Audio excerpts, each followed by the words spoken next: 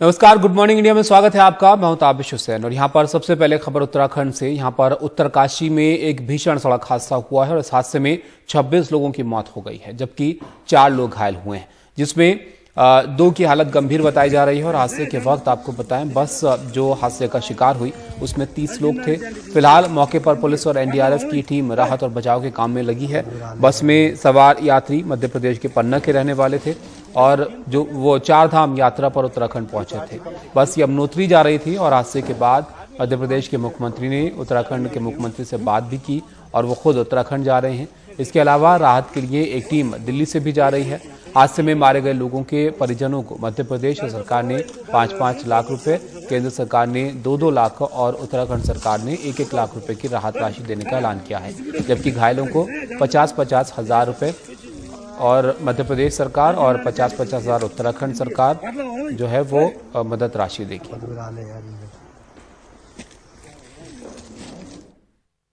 दुर्भाग्यपूर्ण और दर्दनाक हादसा है। हमारे पन्ना के भाई बहन जो 4 धाम की यात्रा पर गए थे, उनकी एक बस गिर गई और जिसमें दुखद मृत्युआं हुई है। मृतकों के परिवार को 5-5 लाख रुपए की राहत की राशि दी जाएगी। जो गंभीर रूप से घायल है उनके इलाज के साथ साथ 50,000 रुपया घायलों के परिजनों को दिए जाएंगे। मैं स्वयं अभी रात को देहरादून रवाना हो रहा हूं। आज बहुत ही दुखद घटना घटित हुई है। जो पन्ना मध्य प्रदेश की बस, जिसमें ड्राइवर समेत 30 लोग सवार थे, हमारी तरफ से सभी बचाव के राहत के सभी कार्य किए जा रहे हैं। डीएम और एसपी दोनों को मौके पर भेजा गया है, दोनों मौके पर है। माननीय गृह मंत्री जी ने एनडीआरएफ की टीम भी वहां भेजी है। एसडीआरएफ की टीम तत्काल मौके पर पहुंच गई है। जो भी जरूरी बचाव के लिए जरूरी चीजें हैं वो सब की जा रही हैं। और इसको लेकर प्रधानमंत्री कार्यालय की ओर से ट्वीट किया गया है, जिसमें हादसे पर दुख जताते हुए लिखा गया है कि उत्तराखंड में हुआ बस हादसा अत्यंत पीड़ादायक है। इसमें जिन लोगों ने अपने परिजनों को खो दिया है उनके प्रति मैं अपनी शोक संवेदना व्यक्त करता हूं। राज्य सरकार की देखरेख में स्थानीय प्रशासन मौके पर हर संभव प्रयास में जुटा है। शिवराज सिंह चौहान उत्तराखंड पहुंच गए हैं और इसके बाद उन्होंने भी ट्वीट किया, जिसमें उन्होंने लिखा कि उत्तराखंड में 4 धाम की तीर्थ यात्रा पर यमुनोत्री धाम जा रही बस के खाई में गिरने से मध्य प्रदेश के पन्ना जिले के तीर्थयात्रियों की मृत्यु बहुत दुखद पीड़ाजनक है। ईश्वर दिवंगत आत्माओं को शांति प्रदान कर शोकाकुल परिजनों को गहन दुख सहन करने की शक्ति प्रदान करे।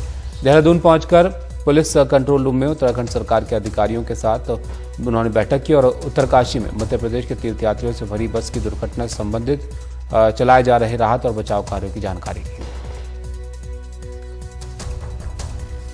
उधर उत्तराखंड के मुख्यमंत्री पुष्कर सिंह धामी ने ट्वीट कर हादसे पर दुख जताया। उन्होंने लिखा कि उत्तरकाशी के पुरौला में डामटा के पास हृदय विदारक सड़क दुर्घटना से के दृष्टिगत मृतकों के परिजनों को 1 लाख रुपए और घायलों को 50,000 रुपए की सहायता राशि दिए जाने की घोषणा करता हूं।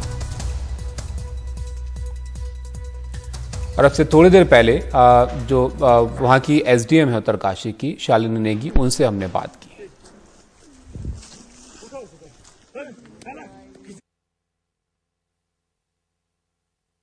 घायल कल रात को ही मैक्स हॉस्पिटल देहरादून रेफर हो गए थे यहाँ से, जो उन्हें प्राइमरी ट्रीटमेंट के बाद, और यहाँ पे 26 बॉडीज रिकवर कर ली थी। टोटल उसमें 30 पैसेंजर ही थे, तो 26 जो बॉडीज है वो आज अभी मूव कर गई हैं जॉली ग्रांट हॉस्पिटल के लिए। नहीं, अभी जो लोगों ने यहाँ पे बताया कल हमें शाम को, वो ये था, अभी डिटेल्स तो बाद में ही पता चल पाएंगी, लेकिन लोग ये बता रहे थे जो वहां पे खड़े थे, उन्होंने ये बताया लोकल्स ने कि ये बस नीचे से ऊपर की तरफ जा रही थी, यमुनोत्री की तरफ, बड़कोट की तरफ, और ऊपर से भी एक बस आ रही थी। तो मे बी थोड़ा सा कंफ्यूजन शायद रहा और ये शायद स्पीड में थे या हल्की इनको नींद थी, या ड्राइवर जो एक्सीडेंट हुई है गाड़ी, उनके ड्राइवर को स्टीयरिंग इनका थोड़ा बाहर को कट गया। रोड बिल्कुल प्रॉपर हैं यहाँ पे, ऐसा कोई प्रॉब्लम नहीं है, चौड़ी रोड है और बिल्कुल ठीक है। मैक्स हॉस्पिटल देहरादून 4 लोग घायल हैं, उनमें से एक ड्राइवर है, वो उत्तराखंड के हैं, और जो 3 लोग हैं घायलों में वो मध्य प्रदेश के हैं।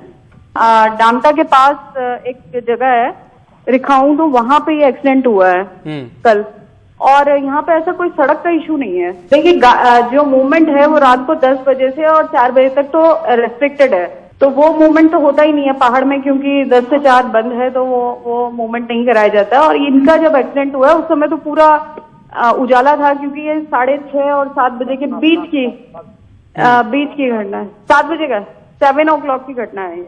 नहीं, तुरंत मूव, क्योंकि यहाँ पे जो लोकल्स थे ना, यहीं पर पास में ही हमारी SDRF की एक टीम डिप्यूटेड है, चौकी है यहाँ पे, पुलिस चौकी है ना, एकदम तुरंत ही मूव कर गए थे वो, मतलब विद इन 15 मिनट्स रेस्क्यू शुरू हो गया था। चलिए आगे बढ़ते हैं और आपको बताएं कि पैगंबर साहब पर आपत्तिजनक बयान को लेकर बीजेपी ने अपनी प्रवक्ता रही नुपुर शर्मा पर कार्रवाई की है। बीजेपी ने नुपुर शर्मा को सस्पेंड कर दिया है और इसके अलावा बीजेपी ने दिल्ली बीजेपी के प्रवक्ता नवीन कुमार जिंदल को पार्टी से निष्कासित कर दिया है। बीजेपी ने इस मामले पर कहा कि पार्टी की विचारधारा और नीतियों के खिलाफ इन्होंने काम किया। बीजेपी ने इससे पहले दोनों के बयानों से खुद को अलग कर लिया था।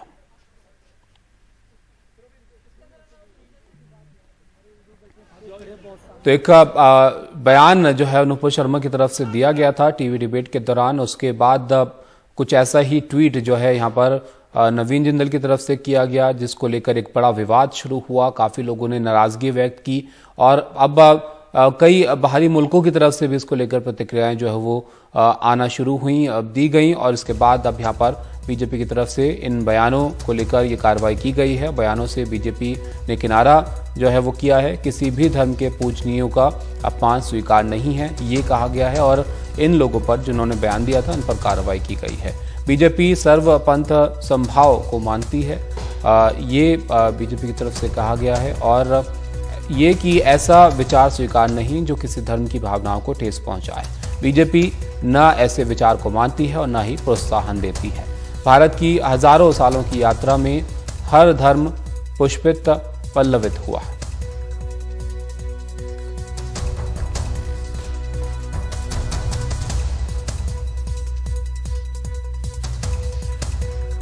लेकिन इस बयान को लेकर जो बाहरी देश हैं, अरब मुल्क हैं, उनसे कड़ी प्रतिक्रियाएं जो है वो देखने को मिली। बीजेपी प्रवक्ता नुपुर शर्मा की पैगंबर पर आपत्तिजनक टिप्पणी से कई देशों ने भारत सरकार से सख्त नाराजगी जो है वो जाहिर की। कतर के बाद कुवैत और ईरान ने भी इस मामले में अपनी नाराजगी सार्वजनिक तौर पर व्यक्त की है और भारत के राजदूतों को सम्मन कर आपत्तिजनक टिप्पणी पर अपना विरोध दर्ज कराया।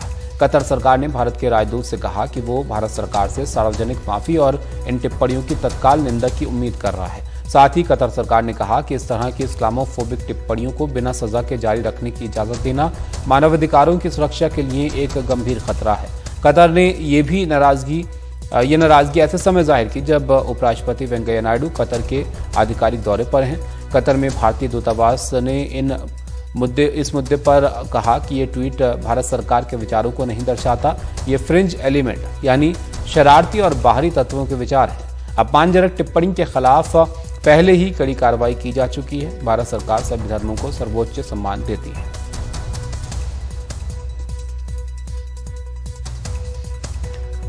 अब आपको स्टेटमेंट भी दिखाते हैं जो कतर की तरफ से दिया गया। इसमें आपको बताएं कि कतर ने कहा कि दुनिया में जो अरब मुस्लिम हैं, जो पैगंबर मोहम्मद के 2 अरब मुस्लिम हैं जो पैगंबर मोहम्मद के मार्गदर्शन पर चलते हैं और इस तरह के धार्मिक घृणा भड़काने वाले या अपमानजनक बयान दुनिया भर के मुस्लिमों का अपमान है। कतर सभी धर्मों और राष्ट्रीयताओं के लिए सहिष्णुता, सह अस्तित्व और सम्मान के मूल्यों को मानता है। भारत का इस पर जवाब जो आया वो भी आपको बताते हैं। इसमें भारत की तरफ से कहा गया कि किसी व्यक्ति विशेष या किसी पार्टी के प्रवक्ताओं का बयान भारत सरकार के विचार को नहीं दर्शाता है। भारत सरकार संविधान के मूल्यों पर चलती है। भारत एकता में विश्वास रखता है। अपमानजनक टिप्पणी करने वालों के खिलाफ सख्त एक्शन लिया गया है।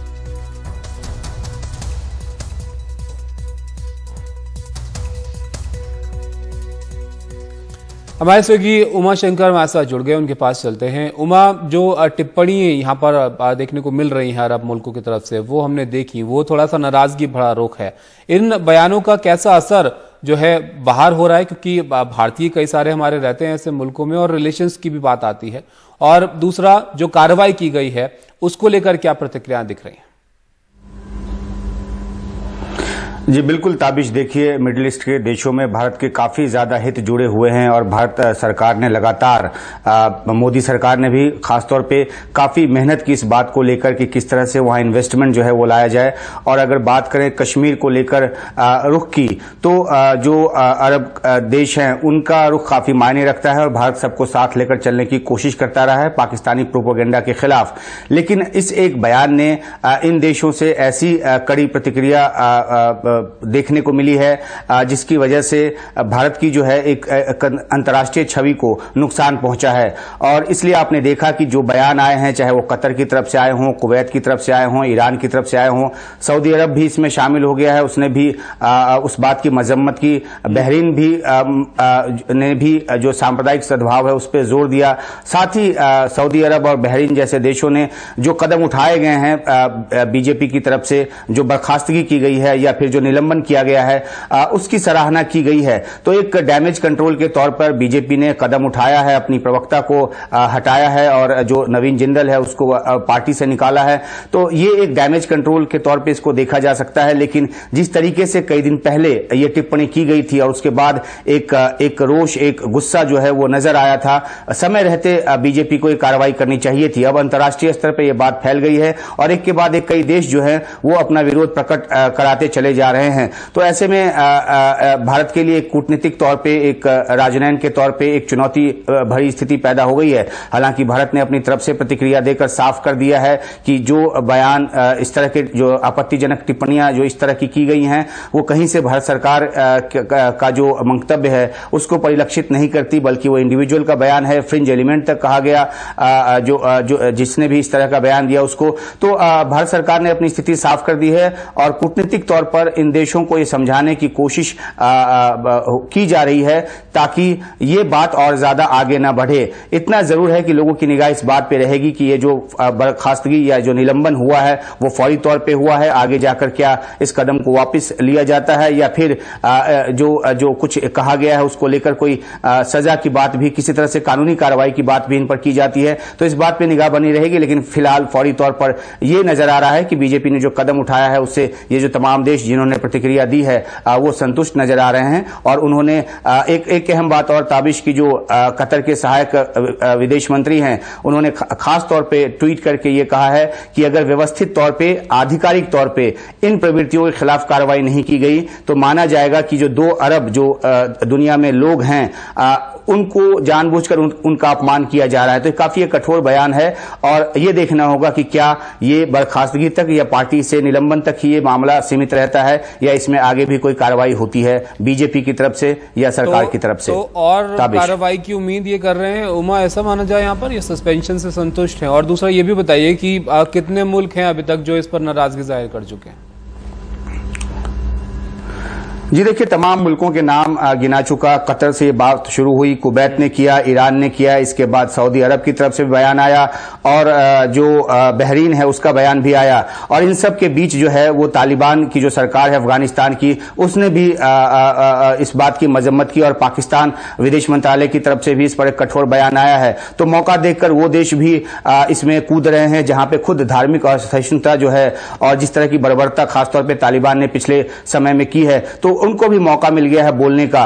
तो अब तक तकरीबन 7 देश हैं जिन्होंने इस बात की मजम्मत की है और साथ ही साथ जो बीजेपी की तरफ से कदम उठाया गया उसकी सराहना भी की है। लेकिन जो खासतौर पे मैंने कतर की तरफ से बताया कि उनकी तरफ से जो बयान आया है उनके सहायक विदेश मंत्री की तरफ से, उसमें यह कहा गया है कि इसको व्यवस्थित तौर पर इस तरह की प्रवृत्तियों पर अंकुश लगाने की जरूरत है, नहीं तो इसे 2 अरब जो मुस्लिम आबादी है दुनिया में रहती है उसका जानबूझकर किया गया अपमान माना जाएगा। तो कहीं ना कहीं एक सेंस जो है वो झलकता है कि खासतौर पर अगर कतर की बात करें तो कि जिन्होंने भी इस तरह का बयान दिया उसके खिलाफ कार्रवाई हो, ताकि आगे जो एक नजीर है वो पेश की जा सके। सीधे तौर पे ये मांग नहीं की गई है, लेकिन इस तरह का एक सेंस बनता है कि आधिकारिक तौर पे ऐसी प्रवृत्तियों के खिलाफ कार्रवाई हो।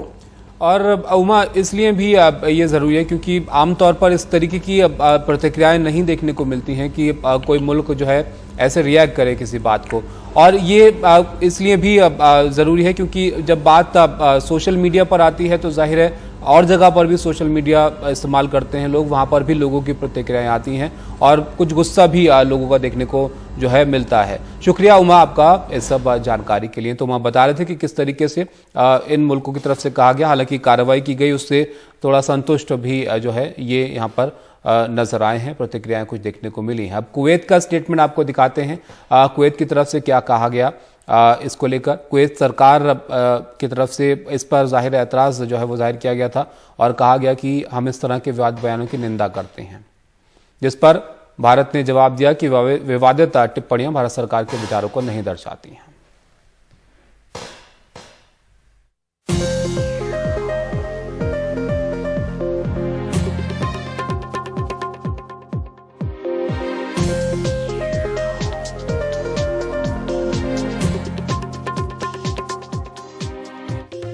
और अब खबर दिल्ली से। यहां पर सत्येंद्र जैन के घर पर ईडी की रेड की खबर है। सूत्रों के हवाले से जानकारी मिल रही है कि सुबह 7 बजे से ईडी की टीम जो है वो इनके घर पहुंची है और यहां पर रेड की जा रही है। फिलहाल ईडी की हिरासत में सत्येंद्र जैन है और 9 जून तक वो ईडी की हिरासत में है और ताजा जानकारी के मुताबिक यहां पर ईडी की रेड उनके घर पर हो रही है। कल केजरीवाल जी ने अपने प्रेस के वक्त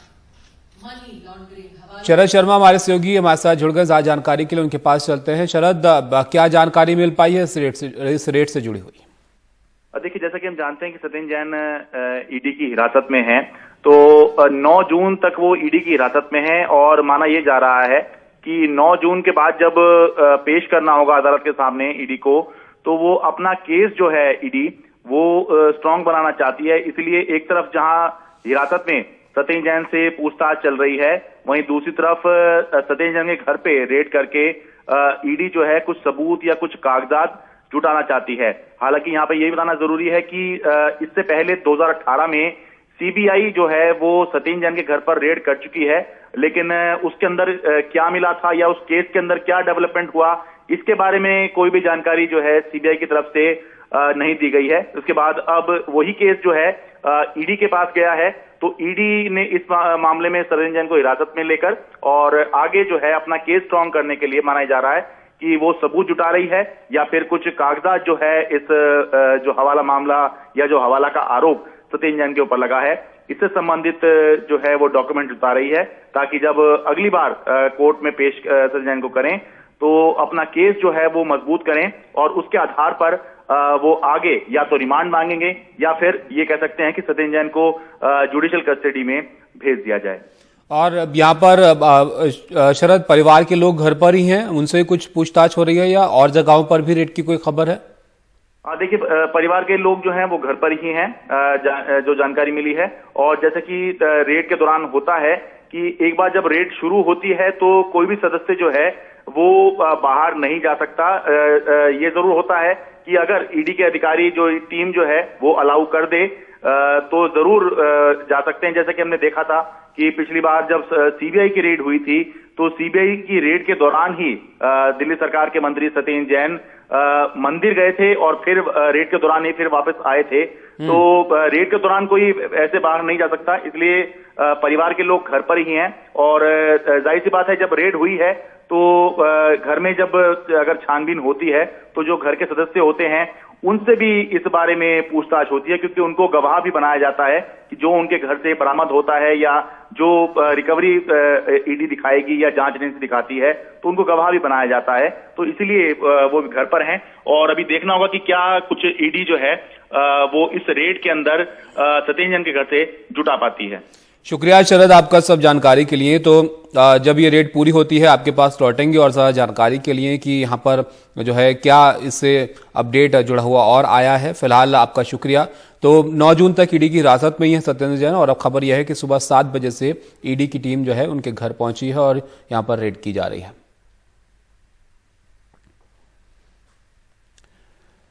अगली खबर उत्तर प्रदेश से। यहां पर हापुड़ में केमिकल फैक्ट्री ब्लास्ट का जो मामला था, उसमें फैक्ट्री मालिक दिलशाद और संचालक वसीम को गिरफ्तार किया गया है। हादसे के वक्त संचालक वसीम फैक्ट्री में ही था।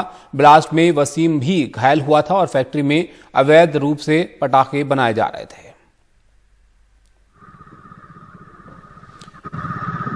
तो तस्वीरें आप देखिए उस वक्त की है जब ये ब्लास्ट हुआ। इस फैक्ट्री में अचानक से ये ब्लास्ट होने की खबर मिली थी, जिसके बाद से इन लोगों के नाम जो है वो सुनने में आ रहे थे। और अब हापुड़ ब्लास्ट में गिरफ्तारियां की गई हैं, जिसमें फैक्ट्री मालिक दिलशाद और संचालक वसीम को गिरफ्तार किया गया है। और ये जो वसीम है, यह हादसे के वक्त फैक्ट्री में ही था और ब्लास्ट में ये घायल भी हुआ था और फैक्ट्री में अवैध रूप से पटाखे बनाए जा रहे थे। ये खबर भी जो है बाद में सामने आई थी।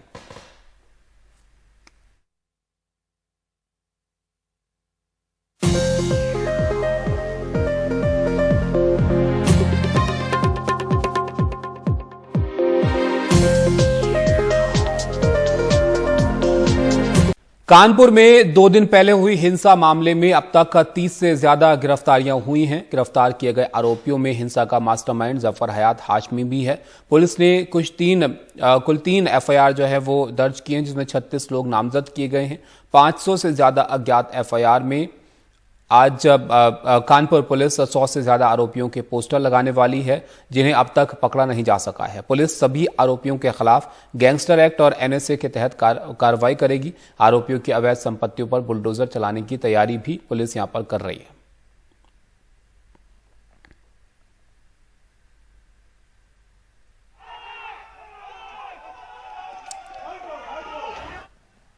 हमारे सहयोगी सौरभ शुक्ला हमारे साथ हैं, ज्यादा जानकारी के लिए उनके पास चलते हैं। सौरभ, जिस बयान के बाद ये घटना देखने को मिली थी, उस बयान पर तो कार्रवाई की गई है बीजेपी की तरफ से। अब यहां पर क्या कार्रवाई की जा रही है, अब तक क्या हुआ है और अब क्या करने की तैयारी है? ऑस्ट्रेलिया 30 से ज्यादा गिरफ्तारियां की हैं। इस पूरे मामले में 36 लोगों को नामजद किया गया था, जिसमें जफर हयात हाशमी जो साजिश करता था उसको मुख्य आरोपी बनाया गया है, उसको गिरफ्तार कर लिया गया था। उसके अलावा मोहम्मद राहिल नाम का एक शख्स है, उसको भी मुख्य आरोपी बनाया था, उसको भी गिरफ्तार किया है। देखिए ताबिश, इस पूरे मामले में सीसीटीवी फुटेज के जरिए लोगों को चिन्हित किया जा रहा है और जैसे जैसे लोग चिन्हित होते जा रहे हैं, पुलिस की धरपकड़ बढ़ रही है। साफ तौर पर जो एडीजी लॉ एंड ऑर्डर हैं प्रशांत कुमार, उन्होंने ये कह दिया है कि जो भी आरोपी हैं उनकी संपत्तियों की भी जांच की जा रही है और कुछ भी अवैध पाया गया तो बुलडोजर की कार्रवाई की जाएगी। तो ये मान के चलिए कि कुछ ना कुछ कागजी हेरफेर होता है हर घर में और आप देखेंगे कि इसी हफ्ते आरोपियों के घर पे बुलडोजर चलाए जाएंगे। जिनको अभी तक पकड़ा नहीं जा सका है, पुलिस ने उनके पोस्टर तैयार कर लिए हैं और 100 से ज्यादा आरोपियों के पोस्टर पूरे शहर भर में लगाए जाएंगे। ये बताया जाएगा कि ये हिंसा कराने में, दंगे कराने में शामिल थे और इनकी संपत्ति अगर ये नहीं मिलते हैं, सरेंडर नहीं करते हैं, तो इनकी संपत्तियों को कुर्क किया जाएगा, इनकी संपत्तियों पर बुलडोजर चलाए जाएंगे। तो कहीं ना कहीं शेम करने वाली बात भी यूपी पुलिस कर रही है। साफ तौर पर इस पूरे मामले में लगभग 12 से ज्यादा धाराएं लगाई गई हैं, जैसा कि आपने ये बताया कि सभी आरोपियों के खिलाफ एनएसए और गैंगस्टर एक्ट के तहत कार्रवाई की जाएगी। आपको पता है ताबिश, जिस शुक्रवार को जब ये घटना हुई तो इस घटना से लगभग 50 किलोमीटर की दूरी पर प्रधानमंत्री मोदी, राष्ट्रपति रामनाथ कोविंद, राज्यपाल आनंदीबेन पटेल, मुख्यमंत्री योगी आदित्यनाथ मौजूद थे। जैसे कि नुपुर शर्मा को हटाया गया है, बीजेपी ने हटाया है, और उसी के बयान को लेकर के प्रदर्शन कॉल किया गया था। कहा गया था कि सभी दुकानें बंद की जाएंगी। जब कुछ लोगों ने दुकानें बंद करने का विरोध कराया तो वहीं हिंसा शुरू हुई, पत्थरबाजी हुई, पुलिस को आंसू गैस से गोले छोड़ने पड़े, यहां तक कि उपद्रवियों की तरफ से पेट्रोल बम चलाए गए। तो ये तमाम चीजें हुई। इस पूरे जो हिंसा में 13 पुलिसकर्मी घायल हुए थे और साथ साथ 30 लोग घायल हुए थे, जिसमें दोनों पक्ष के लोग जो हिंसा कर रहे थे शामिल थे। तो फिलहाल किसी की कोई मौत नहीं हुई है, कोई गंभीर स्थिति में नहीं हुई है। ज्यादातर जो घायल थे वो अस्पताल से छुट्टी कर दी गई उनके, लेकिन पुलिस की धरपकड़ तेज है और इस मामले में भी आरोपियों पर बुलडोजर चलना तय है। अच्छा सौरभ, ये 100 से ज्यादा आरोपियों के पोस्टर लगाने की जो बात है, इतने लोगों की पहचान कर ली गई है या जो कैमरों में तस्वीरों में नजर आए हैं वो लोग हैं? बिल्कुल, जो कैमरों में नजर आए हैं वो सीसीटीवी फुटेज के जरिए उनकी शिनाख्त की जा रही है और उनकी शिनाख्त हो गई है ज्यादातर की। लेकिन पुलिस का कहना है कि ये लोग भागे हुए हैं, फरार हैं।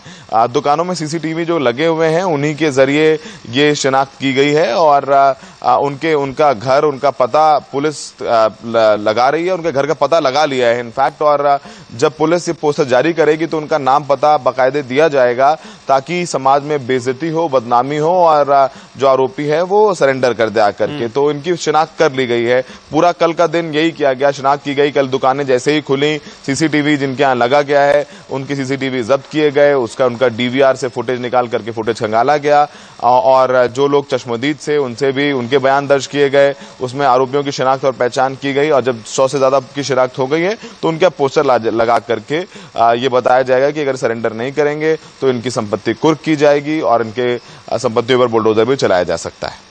शुक्रिया सौरभ आपका सब जानकारी के लिए। तो खबर यहाँ से जुड़ी हुई है कि आप कानपुर पुलिस जो है वो 100 से ज्यादा आरोपियों के पोस्टर लगाने की तैयारी कर रही है जिन्हें अब तक पकड़ा नहीं जा सका है और अब इन आरोपियों पर जो है कार्रवाई की जाएगी और साथ ही संपत्तियों पर बुलडोजर चलाने की भी तैयारी यहाँ पर की जा रही है। फिलहाल एक ब्रेक के लिए रुकते हैं।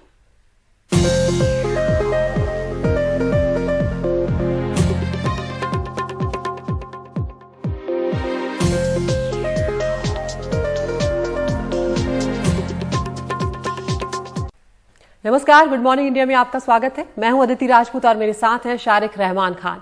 बीजेपी अपने 2 नेताओं के चलते बैकफुट पर आ गई है, सरकार बैकफुट पर आ गई है। पैगंबर मोहम्मद पर आपत्तिजनक टिप्पणी से कई देशों ने भारत सरकार के खिलाफ सख्त नाराजगी जताई है। कतर के बाद कुवैत और ईरान ने भी इस मामले में अपनी नाराजगी सार्वजनिक तौर पर व्यक्त की है और भारत के राजदूतों को तलब कर आपत्तिजनक टिप्पणी पर अपना विरोध दर्ज करवाया। इसके अलावा सऊदी अरब, बहरीन, अफगानिस्तान की तालिबान सरकार और पाकिस्तान ने भी अपनी आपत्तियां दर्ज करवाई हैं। कतर सरकार ने भारत के राजदूत से कहा कि वो भारत सरकार से सार्वजनिक माफी और इन टिप्पणियों की तत्काल निंदा की उम्मीद कर रहा है। साथ ही कतर सरकार ने कहा कि इस तरह की इस्लामोफोबिक टिप्पणियों को बिना सजा के जारी रखने की इजाजत देना मानवाधिकार की सुरक्षा के लिए गंभीर खतरा है। कतर ने ये नाराजगी ऐसे समय में जाहिर की है जब उपराष्ट्रपति वेंकैया नायडू कतर के आधिकारिक दौरे पर हैं। कतर में भारतीय दूतावास ने इस मुद्दे पर ट्वीट कर ये कहा कि भारत सरकार के विचारों को नहीं दर्शाता, ये फ्रिंज एलिमेंट्स यानी शरारती और बाहरी तत्वों के विचार है। आपत्तिजनक टिप्पणी के खिलाफ पहले ही कड़ी कार्रवाई की जा चुकी है। भारत सरकार सभी धर्मों को सर्वोच्च सम्मान देती है, भारत सरकार ने कहा।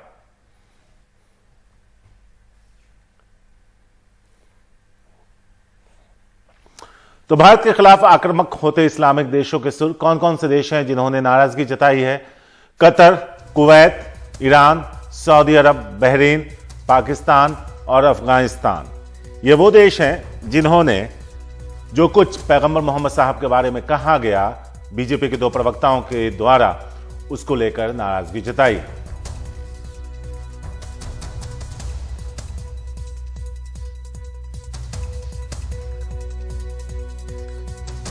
और हमारे साथ जुड़ रहे हैं हमारे सीनियर एडिटर उमाशंकर सिंह। उमा, ऐसा नहीं है कि सरकार को ये नहीं पता था कि इस तरह की जो चर्चाएं हैं उसमें शामिल होते हैं जो प्रवक्ता, तो किस तरह की बातें करते हैं या जो नेता हैं वो किस तरह की बातें रख रहे हैं, लेकिन शायद कहीं ना कहीं एक तरह से कहा जा सकता है कि रोका नहीं जा रहा था उन लोगों को। और जब आप ऐसी स्थिति में आ गए कि हम देख रहे हैं यहाँ पर कि उपराष्ट्रपति खुद कतर में थे और उस वक्त राजदूतों को समन किया गया, ये बहुत शर्मनाक स्थिति में आ गए और उसके बाद कई देशों में भारत की स्थिति जो है वो एक बैकफुट पर आ गया भारत।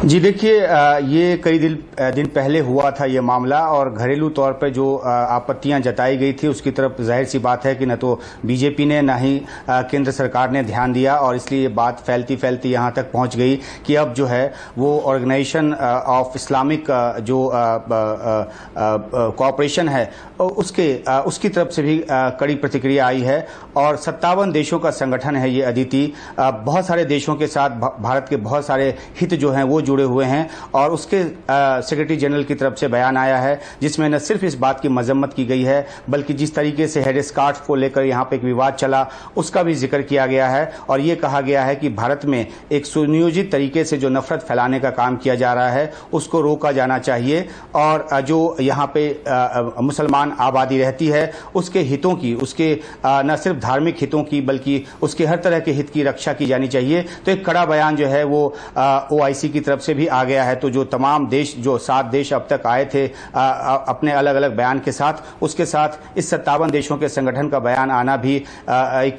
काफी अहमियत रखता है। भारत की तरफ से लगातार कोशिश की जा रही है और समझाने की कोशिश की गई है जिस तरीके से बयान के जरिए सामने भी आया है, ताकि जैसा कि कतर में जो भारत का दूतावास है उसकी तरफ से जो बयान आया उसमें साफ तौर पे कहा गया कि भारत सरकार जो है किसी ऐसे नजरिए का समर्थन नहीं करती, ना ही भारत सरकार का ऐसा नजरिया है जिसमें किसी भी धर्म के खिलाफ एक टिप्पणी करने की बात हो। ये टिप्पणियां जो है वो व्यक्तिगत स्तर पे की गई है और फ्रिंज एलिमेंट तक कहा गया टिप्पणी करने वाले जो प्रवक्ता है या फिर जो नवीन जिंदल जो दिल्ली बीजेपी के नेता हैं उनके लिए। तो एक कोशिश है राजनीतिक तौर पे इन देशों को समझाने की, लेकिन इतना तो जरूर है कि ये बात काफी आगे बढ़ गई है। बीजेपी ने बेशक इन पे कार्रवाई की बात कर दी हो, नुपुर शर्मा को 6 साल के लिए निलंबित किया हो, नवीन जिंदल को पार्टी से निकाल दिया हो, लेकिन जो एक डैमेज होना था वो हो गया और डैमेज कंट्रोल की कोशिश जो है वो की जा रही है। अदिति। उमा, कतर ने तो यहां तक कह दिया कि सार्वजनिक तौर पे माफी मांगी जाए। भारत इन नाराजगियों से निपटने के लिए या जो सवाल उठ रहे हैं उससे पर एक तरीके से एक अपना रुख साफ करने की भारत ने कोशिश की है। क्या इसके लिए और भी कोई दूसरी कूटनीतिक कोशिशें जारी रहेंगी? जी देखिए, अगर कतर के सहायक विदेश मंत्री की बात करें तो उन्होंने एक ट्वीट के जरिए एक बात कही है कि जब तक इस तरह की प्रवृत्तियों से, यानी कि जो भारत में उनका कहना है कि सुनियोजित तरीके से जिस तरह से मुसलमानों के खिलाफ, इस्लाम के खिलाफ नफरत फैलाने का काम किया जा रहा है, अगर उनसे आधिकारिक तौर पे और व्यवस्थित तरीके से नहीं निपटा गया तो ये माना जाएगा कि जो 2 अरब मुस्लिम आबादी है दुनिया के अलग अलग देशों में, जानबूझकर उनका अपमान किया जा रहा है। तो ये अपने आप में एक कठोर और अहम बयान है। लेकिन देखना होगा कि जो बीजेपी की तरफ से कार्रवाई की गई है अपने पार्टी पदाधिकारी पर, क्या वो सिर्फ निलंबन और निष्कासन तक ही सीमित रहता है या इस मामले में कानून सम्मत तरीके से कोई जो कार्रवाई है वो आगे की जाती है। क्योंकि कुछ देशों के बयानों से ये सेंस मिला है कि वो चाहते हैं इस इंडिविजुअल केस में, बेशक ना सही, लेकिन वो ये चाहते हैं कि इस तरह की प्रवृत्तियों पर रोक लगे। तो इन प्रवृत्तियों पर रोक लगाने के लिए कानून सम्मत तरीके से क्या कुछ किया जाता है आगे आने वाले दिनों में नजर इस बात पर होगी और शायद इससे भारत में जो भरोसा है बाकी देशों का, खासतौर पे मुस्लिम कंट्रीज का, वो बढ़ेगा अगर इस तरह की कोई कार्रवाई आगे की जाती है तो।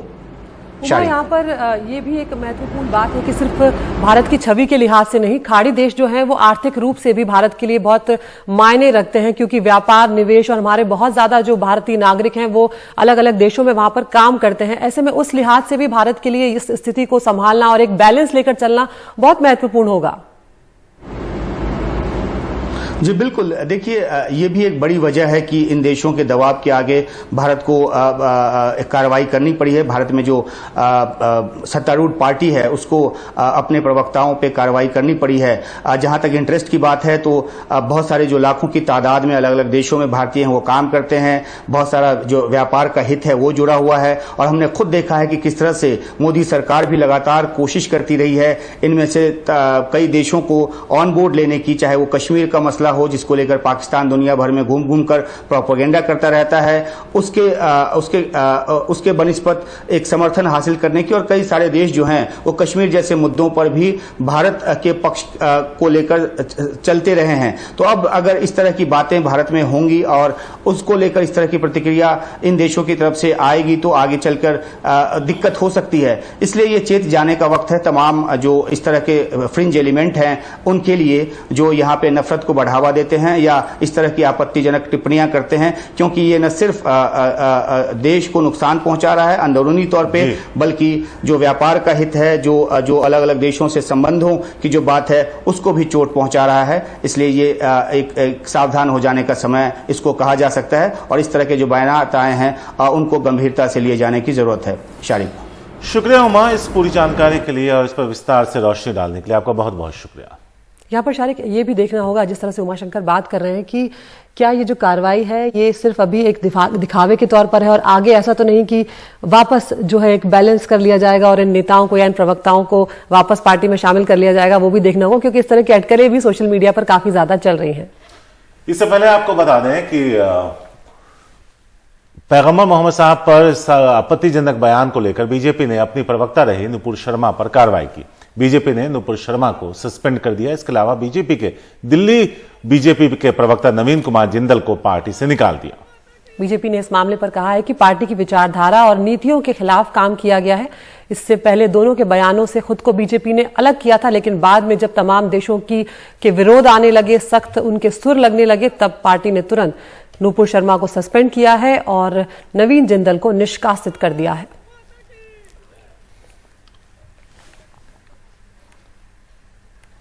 आपको बता दें कि बीजेपी ने क्या कहा है इन बयानों पर। किसी भी धर्म के पूजनियों का अपमान स्वीकार नहीं है। बीजेपी सर्व पंथ संभाव को मानती है। ऐसे विचार स्वीकार नहीं जो किसी धर्म की भावनाओं को ठेस पहुंचाएं। बीजेपी ने ऐसे ही विचारों को मानती है, ना प्रोत्साहन देती है। भारत की हजारों सालों की यात्रा में हर धर्म पुष्पित और पल्लवित हुआ है। तो ये यहां पर बीजेपी की तरफ से साफ कर दिया गया है कि ये जो दोनों नेताओं ने बयान दिए हैं उससे बीजेपी का कोई लेना देना नहीं है।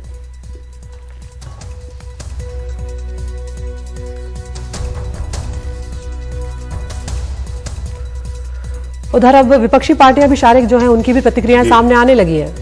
उधर आम आदमी पार्टी ने कहा है कि आपत्तिजनक टिप्पणी के लिए बीजेपी को नुपुर शर्मा को सस्पेंड नहीं बल्कि हमेशा के लिए पार्टी से निकाल देना चाहिए।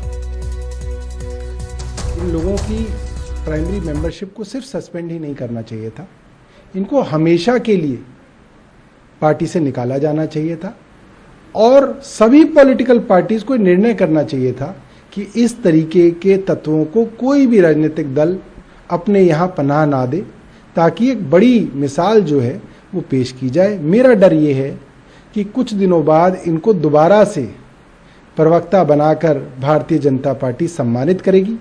आज का जो एक्शन है सिर्फ खाड़ी देशों से डर के सरकार ने लिया है।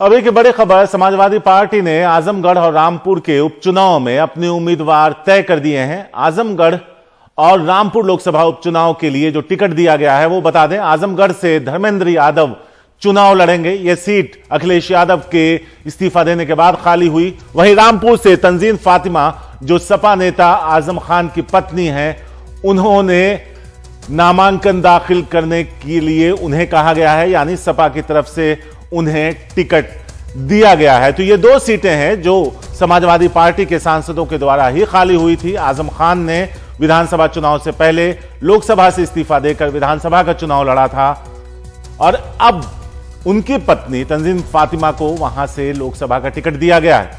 धर्मेंद्र यादव बदायूं में एक कड़े मुकाबले में 2019 का चुनाव हार गए थे। वहां से हारने के बाद अब आजमगढ़ से उन्हें सपा का टिकट दिया गया है। वो अखिलेश यादव के कजन हैं।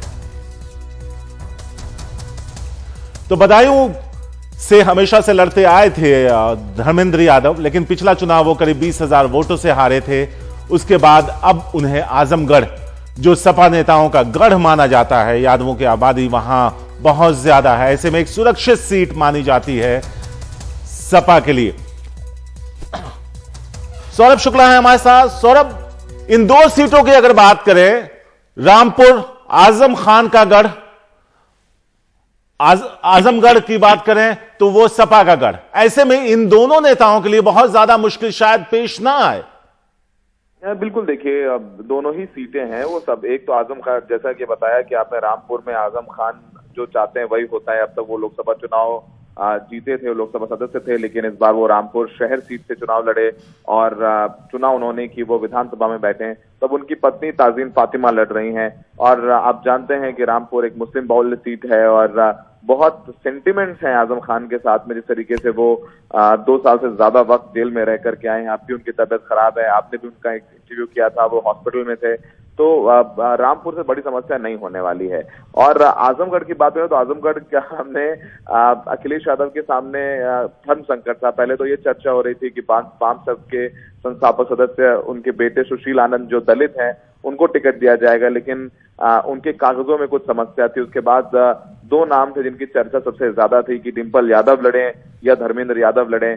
और जाहिर सी बात है अखिलेश यादव ने ये धर्मेंद्र यादव को जो चुनाव लड़ाने का फैसला किया। अखिलेश यादव जो लगातार हमने देखा है कि इस पूरे विधानसभा चुनाव में सबसे कम मुस्लिम उम्मीदवार रहे, परिवारवाद का आरोप लगता रहा, उससे भी बाहर आने की कोशिश की। शिवपाल के अलावा कोई परिवार से विधानसभा चुनाव नहीं लड़ा। तो इमीडिएट फैमिली है डिंपल, धर्मेंद्र यादव भी उनके परिवार से ही है, लेकिन धर्मेंद्र यादव वहां चुनाव लड़ेंगे।